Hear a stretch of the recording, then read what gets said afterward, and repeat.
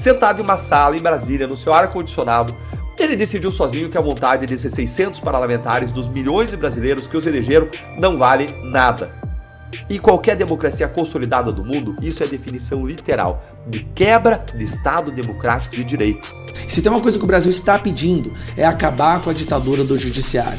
É não ter mais medo de dar as suas opiniões, não ver mais jornalistas recebendo busca-apreensão, porque noticiou que o Flávio Dino estava usando o carro do Tribunal do Maranhão para assuntos particulares. Sejam bem-vindos, o meu nome é Bruno, deixe o seu like e inscreva-se no canal.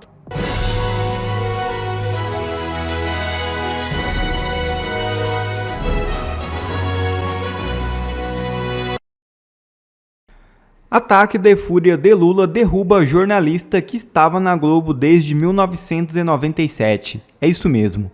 A Globo confirmou nesta sexta-feira a saída do jornalista Carlos Jardim do comando da redação da Globo News, cargo que ocupava há 13 anos. A informação foi repassada internamente aos colaboradores da empresa por Ricardo Vilela, diretor-geral do jornalismo da emissora, segundo revelou o site TV Pop.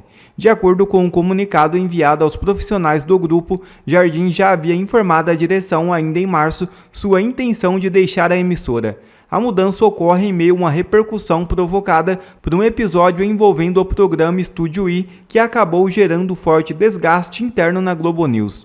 O caso ocorreu após a exibição de um gráfico em formato semelhante a uma apresentação de PowerPoint utilizado para ilustrar conexões do banqueiro Daniel Vorcado, proprietário do Banco Master. O material mostrava ligações entre Vorcado e diversas figuras políticas e institucionais, incluindo o petista Luiz Inácio Lula da Silva, o presidente do Banco Central Gabriel Galípolo, além do ministro Alexandre de Moraes do STF, fator que gerou um ataque de fúria em Lula. O PT também aparecia citado na representação gráfica. A repercussão do episódio foi intensa nos bastidores da emissora e, segundo relatos divulgados pela imprensa, levou o próprio Lula a solicitar esclarecimentos à cúpula da Globo sobre o conteúdo exibido no canal de notícias. O governo fazendo pressão para demitir um jornalista. É a ditadura chegando na velha imprensa.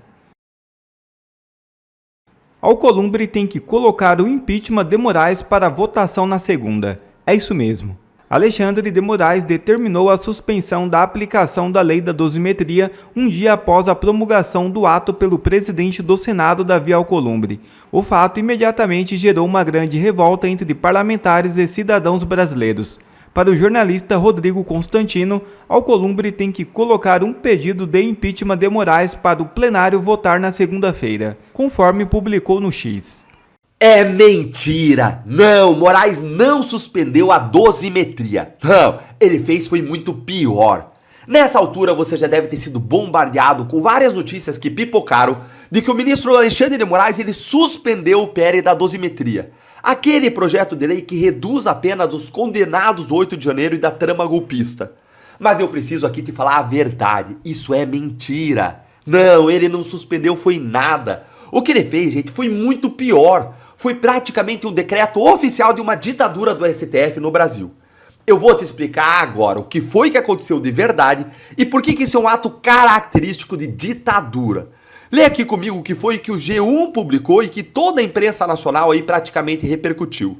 Moraes suspende a aplicação da lei da dosimetria até que o STF analise ações que questionam a norma. Peraí, então foi suspenso o PL, hein? Olha aí. O ministro Alexandre de Moraes, do STF, suspendeu a aplicação da lei da dosimetria até que o STF analise ações que questionam a norma. Na prática, os condenados pelos atos golpistas do 8 de janeiro de 2023 terão que aguardar os ministros decidirem se a lei respeita as regras da Constituição. O ministro está aplicando esse entendimento a casos de condenados que já acionaram o STF pedindo a revisão da pena. Até a última atualização desta reportagem, Moraes já havia decidido nesse sentido em pelo menos 10 execuções penais. Gente, então vejam a manchete do Globo, foi Moraes suspende a lei. Suspende a lei, aí ó. Só que a realidade jurídica é outra. O Moraes ele não suspendeu nada. O que ele fez é outra coisa. Ele se recusou a aplicar uma lei em pelo menos 10 casos individuais de presos políticos do 8 de janeiro que estão debaixo da relatoria dele. Quem cravou isso com clareza cirúrgica, é a única pessoa que eu vi fazer isso, é a única análise, você vai achar só aqui lá, que eu vou reproduzir aqui. Quem cravou isso corretamente foi o Enio Viterbo. Olha o que ele disse. Pela manhã, nós tivemos a notícia de que Moraes, como relator das ADIs contra a dosimetria, pediu informações aos outros poderes para fundamentar o julgamento da constitucionalidade da dosimetria. De tarde, surgem matérias na imprensa dizendo: Moraes suspendeu a dosimetria. Quando você lê, eis a resposta. O ministro, na verdade, ele se negou a aplicar a lei da dosimetria pela existência tão somente das ações diretas de inconstitucionalidade. Mas ele não suspendeu nas ações. Ele simplesmente disse: tem ação, então não vou aplicar. Saliento uma coisa: a lei está em vigor e até o presente momento é constitucional. Moraes não quer, sim aplicar a lei. A notícia é essa. A notícia não é Moraes suspende a lei, não. Moraes se recusa a aplicar uma lei em vigor constitucional que não foi suspensa em lugar nenhum. Gente, o Enio Viterbo está absolutamente certo. Em direito, uma lei aprovada pelo Congresso, que foi sancionada, foi promulgada, ela está em vigor, ela é constitucional, até que o Supremo, em julgamento de uma ação declaratória de inconstitucionalidade, ou então de modo incidental em algum processo, declare o contrário, declare aquela lei inconstitucional. Se o Moraes acredita que a lei é inconstitucional, ele tinha o instrumento correto à disposição. Como relator dessas ações diretas de inconstitucionalidade, ele podia ter concedido uma liminar, suspendendo a lei e levado aí o caso ao plenário referendar em poucos dias, para que o plenário analisasse aquela suspensão, aquela decisão dele.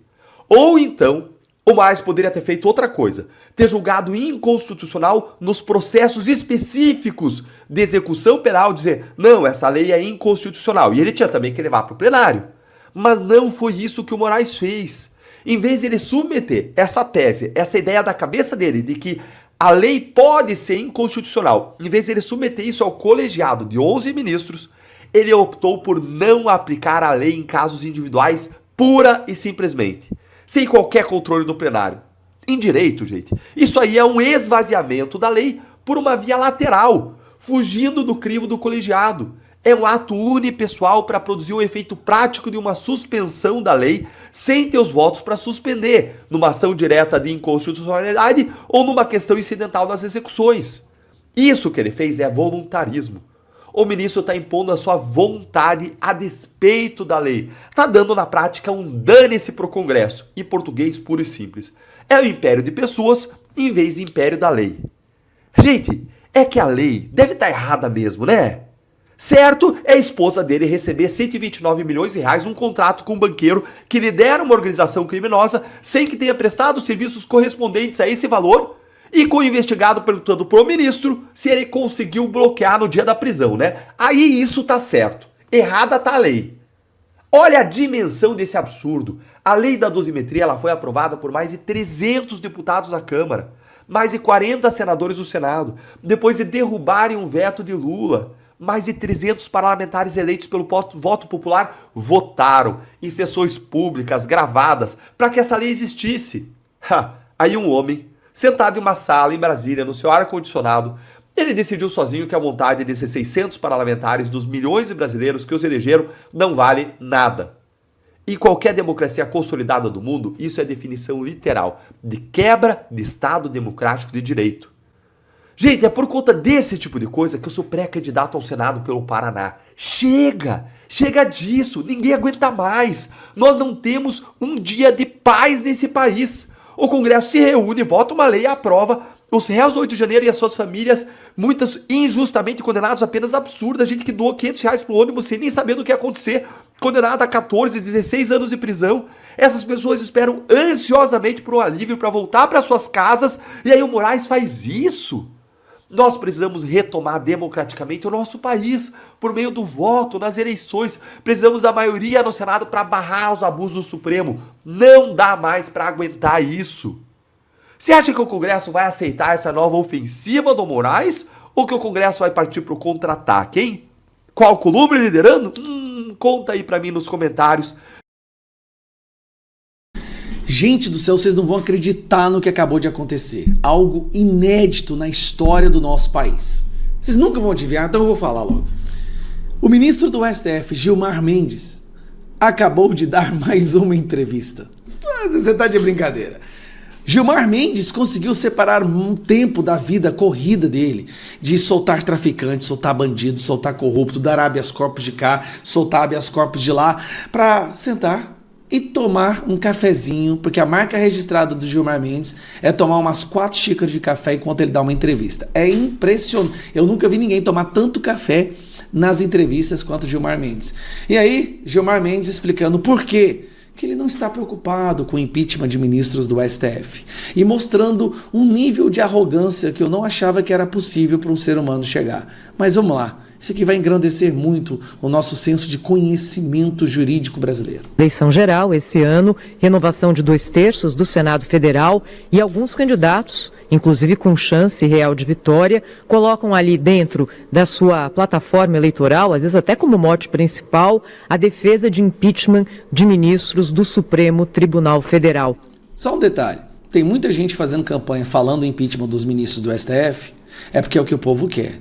Normalmente, um político, um candidato, quando ele faz campanha, ele fala aquilo que é o clamor da população, então ele tenta tomar aquela bandeira para executar aquilo que o povo pede. Isso se chama democracia, tá? Queria ouvi-lo a respeito disso, como é que o senhor vê essa posição de candidatos, essa posição que pode ganhar força no Senado a partir da próxima legislatura e no que isso afeta a relação entre Supremo e Poder Legislativo.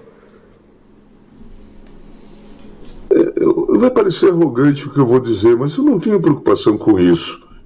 Uma coisa é campanha, outra coisa é o exercício de cargo. Não é fácil instaurar um processo de impeachment contra um ministro do Supremo, até porque precisa de ter razões. E se houver razões, o processo vai tramitar. O que não falta são razões. Antes era para um ministro, agora já são para 3. Com a maioria que nós, inclusive, estabelecemos, deixamos bem claro, que tem que ser de 2/3. Sim, essa aí foi uma canetada que o senhor deu, não é nós estabelecemos, é uma canetada que o senhor deu.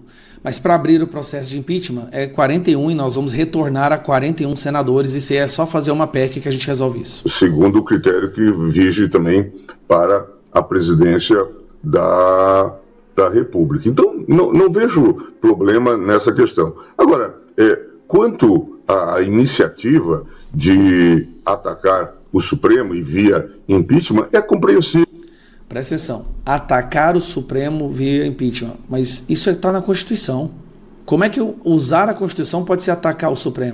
De novo no contexto sobre o que eu falei um pouco antes. Nós tivemos uma situação em que houve um confronto entre bolsonaristas e o próprio tribunal. E hoje que se quer passar uma mensagem de que o tribunal equivocou-se, errou ao condenar Bolsonaro e seus seguidores. Então, aqui é como se falasse num acerto de contas. Mas acredito que o país tem maturidade e terá maturidade para passar por mais essa crise, que acho que é uma crise momentânea. Eu não me assusto com esse tipo de ameaça. Eu até acho uma perda de tempo, ao fim e ao cabo, fazer campanha contra o Supremo Tribunal Federal ou tendo o Supremo Tribunal Federal como centro das questões. A rigor, a população está reclamando do ônibus, está reclamando do SUS, não. Está reclamando do endividamento, dos juros altos, e nós estamos discutindo essa questão de prover vaga no Supremo Tribunal Federal, ou não prover vaga, ou criar uma vaga via impeachment. A mim me parece que eu não sou especialista em pesquisa, mas eu... Com certeza o senhor não é especialista em pesquisa, porque as pesquisas... Não vou deixar o senhor falar. Não acredito que isso dê muito voto. Meu amigo, se tem uma coisa hoje que o povo quer, o povo pede, o povo quer ir para as ruas, 66% estão compromissados a votar em senadores que falem em impeachment de ministro do STF. O ministro do STF hoje acabou com a segurança jurídica, solta bandido, solta traficante, protege, blinda corrupto e manda prender senhorinhas inocentes por prisão política. Você não está entendendo. Sim, nós vamos resolver a questão da saúde, do transporte, da infraestrutura, da educação. Mas até para resolver essas questões, nós temos que devolver o STF para a caixinha deles e retirar de lá quem está destruindo a instituição por dentro. Porque não adianta nada tomar decisões no legislativo e elas serem anuladas por ministros do STF. Não adianta nada o presidente ter um projeto para o Brasil e o STF, numa canetada, proibir que isso aconteça. Então, sim, a maioria da população está clamando. É uma das prioridades. Ande nas ruas, Gilmar Mendes. O senhor precisa fazer isso. O senhor precisa andar nas ruas do Brasil, não de Portugal. O senhor precisa andar nas ruas do Brasil e perguntar para as pessoas o que elas querem, o que o Brasil realmente precisa. E se tem uma coisa que o Brasil está pedindo, é acabar com a ditadura do judiciário. É não ter mais medo de dar as suas opiniões, não ver mais jornalistas recebendo busca e apreensão, porque noticiou que o Flávio Dino estava usando o carro do Tribunal do Maranhão para assuntos particulares. É isso que nós não queremos. Eu não estou falando eu, Gustavo, político, não. Eu escuto isso onde eu vou. Em qualquer lugar que eu vou, a demanda que o povo mais pede é justamente impeachment de ministros do STF. Finalmente, Bolsonaro usa a carta na manga e encurrala Moraes. Ontem, os advogados do Bolsonaro entraram com um pedido para anular a condenação inteira de 27 anos e 3 meses do Bolsonaro, com base em um ponto que é interessante. A jogada parece boa e eu vou te explicar agora detalhes dela e, sobretudo, o que vai acontecer muito provavelmente a partir de agora com esse pedido. Eu sou André Marcília, advogado constitucionalista, comentarista jurídico, e peço que antes você se inscreva no nosso canal e deixe like nesse vídeo, deixe o seu joinha. Bom, o ponto é o seguinte: esse pedido feito pela defesa do Bolsonaro diz que houve uma nulidade no julgamento. A nulidade é que no regimento interno do STF se diz que casos ou crimes de presidentes da República no exercício do cargo devem ser julgados no plenário. E o caso dele foi julgado onde? Foi julgado na primeira turma. Por isso, a primeira turma seria incompetente para ter analisado o caso que analisou. Se isso for reconhecido pelo STF, cai a condenação dele inteira. O julgamento deverá recomeçar. Mas o que provavelmente vai acontecer? Esse pedido, vamos dizer, está com o Fachin, e o Fachin ele pode tanto arquivar, negar, dizer que o pedido é incabível, a gente sabe que isso pode acontecer, quanto também o Fachin pode distribuir esse pedido para uma outra turma, por exemplo, para a segunda turma, que eu creio que é o que os advogados gostariam que acontecesse com o caso, não para a segunda turma julgar, mas para a segunda turma avaliar o pedido para que o plenário julgue. Como também pode o Fachin pegar e jogar direto para o plenário para avaliar o pedido, não avaliar a condenação do Bolsonaro, mas avaliar o pedido de nulidade a respeito da decisão da primeira turma. Ou seja, o Fachin pode jogar fora o pedido, pode entregar o pedido para ser analisado pela segunda turma, ou pode entregar para o plenário analisar. E provavelmente ele vai entregar para o plenário ou vai sentar em cima daquele pedido e ficar eternamente com ele. Não importa. O ponto aqui, e me parece que é essa a estratégia da defesa, é rediscutir a questão do Bolsonaro, é rediscutir a maneira como o Bolsonaro foi tratado. O Bolsonaro ele foi julgado pela primeira turma ineditamente. Nunca um ex-presidente, nunca um presidente foi julgado por uma turma como se fosse o próprio STF, como se fosse o plenário. E isso é realmente inédito. E mais, nós tivemos ali situações bizarras, como até mesmo a delação do Mauro Cid, que foi levada adiante depois de 11 versões diferentes apresentadas sobre um mesmo fato. Então foi um julgamento bizarro, foi um julgamento político, todos nós sabemos disso, eles sabem disso, e rediscutir essa questão, trazê-la de volta à tona, sobretudo num ano eleitoral, é muito importante. O STF precisa ser exposto nas suas mazelas. O STF precisa ser exposto naquilo que há de errado lá dentro, naquilo que eles fazem de ilegal e de inconstitucional. Trazer isso à discussão pública, trazer isso para ser noticiado para a imprensa. Se for julgado pelo Fachin, se for julgado pela segunda turma, se for julgado pelo plenário, não importa. A defesa precisa compreender, a defesa do Bolsonaro e talvez de todos os envolvidos nesse suposto golpe, precisam entender que nós estamos diante de uma questão que não é apenas jurídica, mas também política. E se é política, precisa ter uma ação também política contra aquilo que faz o STF. E essa é uma jogada interessante, porque todos nós inclusive agora aqui do canal, estamos discutindo, ou rediscutindo, ou discutindo de novo as ilegalidades, inconstitucionalidades e nulidades que foram impostas ao Bolsonaro para que ele fosse condenado. E rediscutir isso é não permitir que a gente assente como naturalizado o fato de Bolsonaro está condenado, Bolsonaro cometeu esse ilícito e acabou. Não é assim. A gente precisa trazer esse fato de novo à tona e parece que é isso que a defesa procurou fazer e agora a gente vai ver. Isso vai ser feito ou pelo Fachin, ou pela segunda turma, ou pelo plenário, uma rediscussão desses fatos, da nulidade desses fatos e nós, com isso, vamos poder digerir novamente o quanto de bizarro juridicamente que aconteceu durante todo esse julgamento do Bolsonaro. É isso. Estaremos atentos. Vamos ver o que o Fachin vai fazer com esse pedido. A tendência do Fachin é não fazer nada, como sempre, mas vamos aguardar. Quem sabe ele não desperta para a vida, né? Já que ele está tão preocupado com o seu código de ética, quem sabe ele não desperta para a ética e faz o próprio trabalho alguma vez na vida.